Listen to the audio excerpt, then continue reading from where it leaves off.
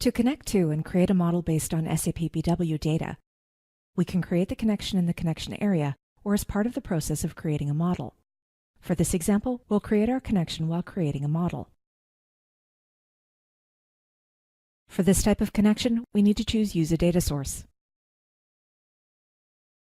Note that we can work with SAP BW data by importing it to SAP Analytics Cloud, or by using a live data connection, in which case the data is accessed from SAP BW without replication.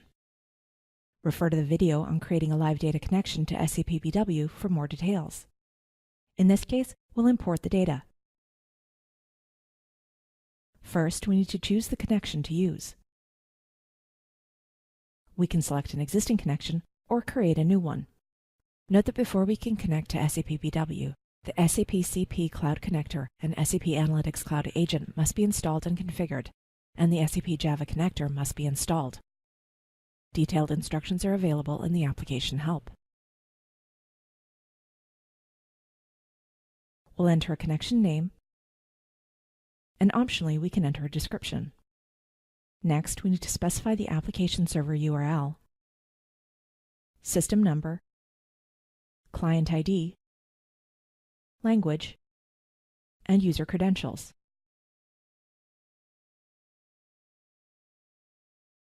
The connection has been successfully created. Now we'll use the new connection to create a new query.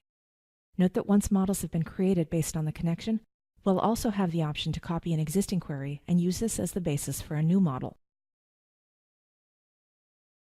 We'll enter a name for our query and use keywords to search for the data to import.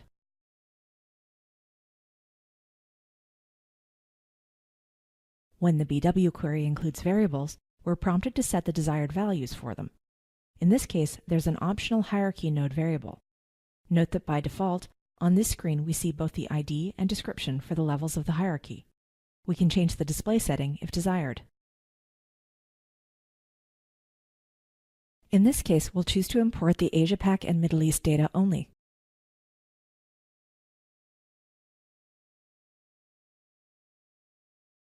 An SAP Analytics Cloud query is created that includes the dimensions and measures from the selected BW query.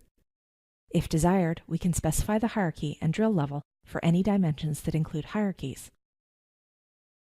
In this case, we'll use the default selection. If desired, we can also create filters to restrict the range of data to import. In this case, we won't apply any filters. Our query is imported as draft data, giving us 7 days to complete the data integration process before the data expires and is automatically deleted. During data integration, we can perform a range of tasks such as resolving data quality issues, enriching time or geographic dimensions, creating hierarchies, and defining dimension attributes. Refer to the relevant videos for more details. Thanks for watching.